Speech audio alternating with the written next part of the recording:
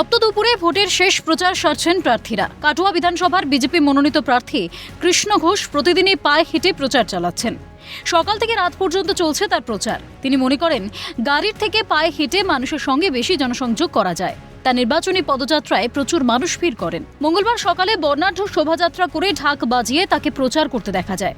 প্রথমে মেজরি হাটতলা হয়ে তিনি পাজোয়া পর্যন্ত জনসংযোগ করেন। প্রবল রোদের মধ্যেই কর্মী সমর্থকদের উৎসাহ ছিল নজর কাড়া। বিজেপি প্রার্থী বলেন, মানুষ চাইছে পরিবর্তন হোক, কারণ প্রত্যেকটা মানুষ চায় তৃণমূল নামক খুনি সন্ত্রাসের বিরুদ্ধে রুখে দাঁড়াতে। মানুষ পুরোপুরি বিজেপির সঙ্গে, নরেন্দ্র মোদীজির সঙ্গে আছে। মোদীজির ওপর মানুষের আস্থা আছে।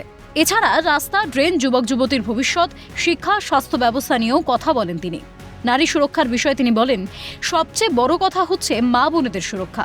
কারণ রাজ্যের যিনি মুখ্যমন্ত্রী মমতা বন্দ্যোপাধ্যায় মহিলা হওয়া সত্ত্বেও মা বোনদের সুরক্ষা দিতে তিনি ব্যর্থ হয়েছেন। আর সেই মায়েরা আস্থা রাখছেন ভারতবর্ষের প্রধানমন্ত্রী নরেন্দ্র মোদীর ওপর। জয়ের ব্যাপারে 100% আশাবাদী তিনি। তাই এবার শুধু কাটোয়া না, রাজ্যেও পরিবর্তন হবে বলে জানালেন তিনি। আমরা সকাল থেকে বার হয়েছিলাম। এর আগে আমরা মেজরি হাটতলা গ্রামে আমরা ঘুরেছি। এখন এই মুহূর্তে আমরা পাজোয়ায় আছি। পাজোয়া গ্রামে আমরা এই দুপুরবেলা আমরা ঘুরবো। যে রোদের মধ্যে কর্মীরা উৎসাহের সঙ্গে আছে দাঁড়িয়ে।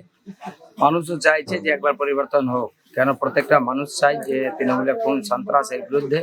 প্রত্যেকটা গ্রাম যেখানেই যাচ্ছে সেখানেই একবার বলছে, এইবার তোমরা আসছো, পরিবর্তন নিশ্চিত, আমরা তোমাদের সঙ্গে আছি। আর যাদের সঙ্গে মানুষ আছে আপনারা বুঝতেই পারছেন, মানুষ পুরোপুরি বিজেপির সঙ্গে, নরেন্দ্র মোদীর সঙ্গে। মোদীজির ওপর আস্থা মানুষের আছে।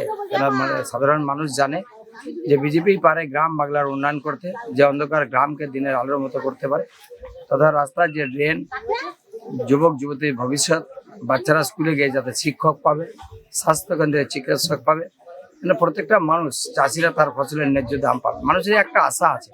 সবথেকে বড় হচ্ছে মা বোনদের সুরক্ষা।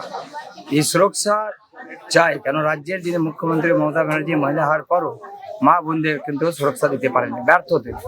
আর সেই মায়েরা আস্থা রাখছেন ভারতবর্ষের প্রধানমন্ত্রী নরেন্দ্র মোদীজির ওপর।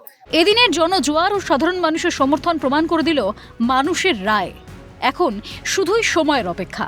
কাটোয়া থেকে কত ভোটে জয়লাভ করেন কৃষ্ণ, সেটাই দেখার। কাটোয়া থেকে অরূপ সেনগুপ্তের রিপোর্ট, ক্যালকাটা নিউজ।